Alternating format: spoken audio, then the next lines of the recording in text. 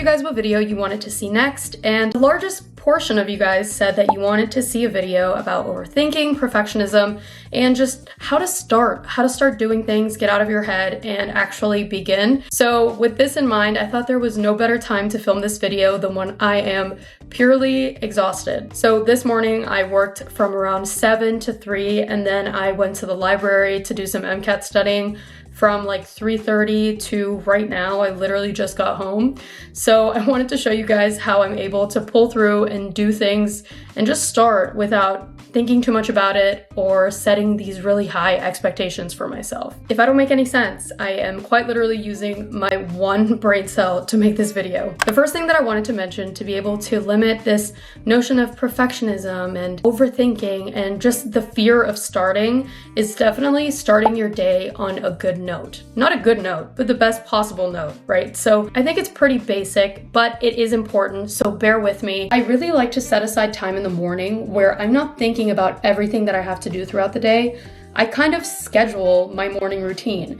And by this, I mean setting kind of specific time restraints. Later on in the day, when I'm actually trying to focus, complete tasks, and just organize myself, I'm not craving scrolling on my phone, resting, and I kind of set aside time to do that already in the morning. So that way you've already taken that moment for yourself and you're not thinking about it later on in the day. So by morning routine, I don't mean, 20,000 skincare products and pretending to meditate while drinking, lemon water. I'm talking about setting some time aside for yourself so that you don't feel neglected. Because a lot of the times, I'm checking things off my to-do list, but I'm thinking, I'm so tired, or I wish that I took more time this morning, or I was running late, I didn't get to have breakfast.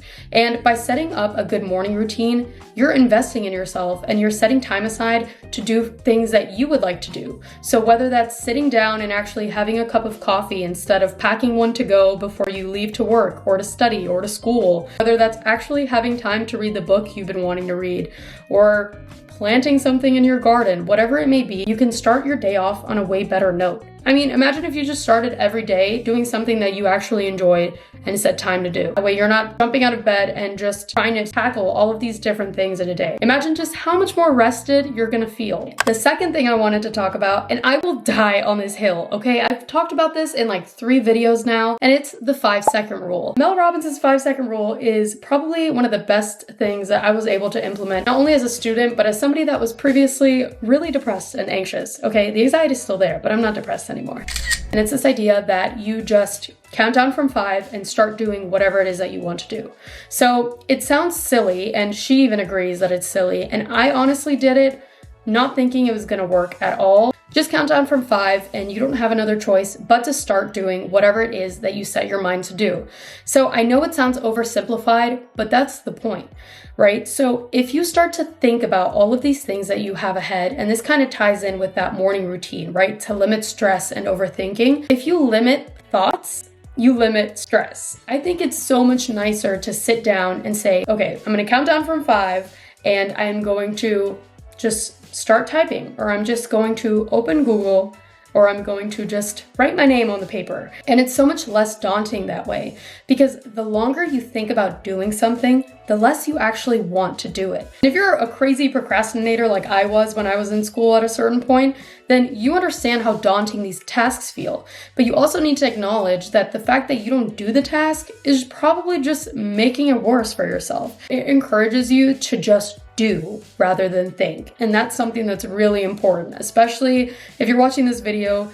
It's probably important to you as well. And this kind of plays into the idea that a lot of people think that you need to be stressed in order to be a high performer, or that you need to feel overwhelmed in order to actually complete tasks and complete your to-do list. And that's why, along with the 5-second rule, I've also been trying to implement something new. So for the past couple of days, I started using this mental performance shot. So before I started taking Magic Mind, I actually did my own research. Obviously, I'm not just gonna put anything in my body, but I looked up all of their ingredients. They're actually legit and 100% natural. And I just think that it's a really neat and quick way to start focusing more and thinking less. Because once you actually start, that's it. Not only is this shot a game changer in terms of like focus and concentration, I looked up every single ingredient in this, and there's like matcha, L-theanine, ashwagandha, and I was like, hello, first of all. So because I got these, I actually wanted to try their 7-day challenge that they had just to see how you feel consecutively when you're trying to focus and actually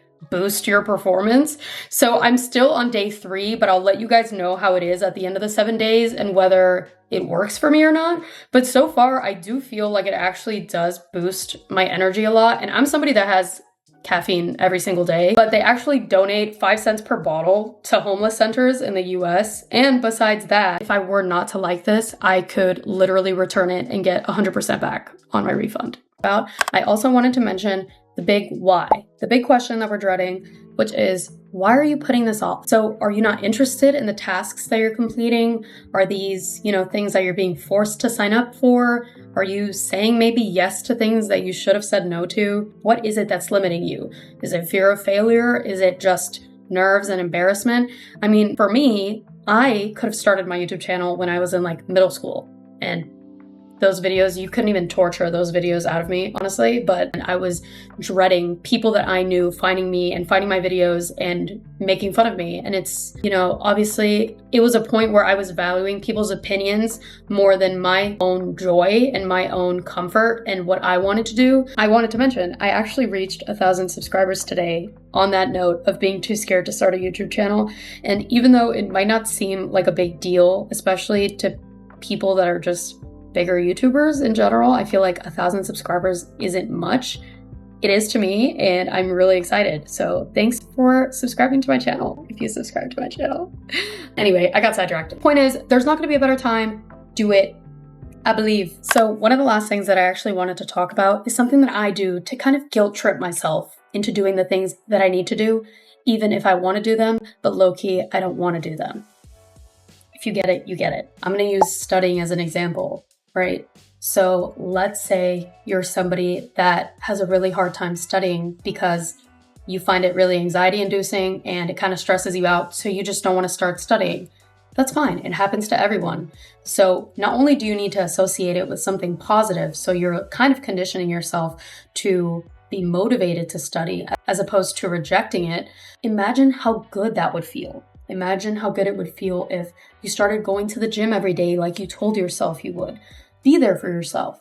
Nobody is going to do it for you. So do it for yourself. Do it to feel good about yourself. And that's just something that you need to be intrinsically motivated by and saying, you know what? I haven't gone to the gym at 5 a.m. and I really want to. I want to be that kind of person. So I'm going to do it. And nothing makes you feel better than when you leave the gym after a 5 a.m. workout or whatever time it is that you want to go, or after you click submit on an essay that you spent all day writing. Nothing feels better than accomplishing it, but you have to start to finish. Those are all of the things that I wanted to talk about today. Sorry if I was kind of rambling for a little bit, but you guys picked this topic. These are things that worked for me through trial and error. There's a lot of different study methods and how to not give up and kind of motivational content on my channel. So if you guys want to watch those, you can go ahead. And if you guys wanted to take a look at the Magic Mind performance shots that I was talking about, I actually am going to link them in the description box. And I'll let you guys know in the next video how that 7-day challenge goes, because I'm honestly pretty curious, but so far it's going good. So the link in my bio is going to be there. I think it's magicmind.com/RichellisJ20. And as always, I appreciate you guys watching my videos, and thanks for 1,000 subscribers. That's kind of crazy. Okay, bye.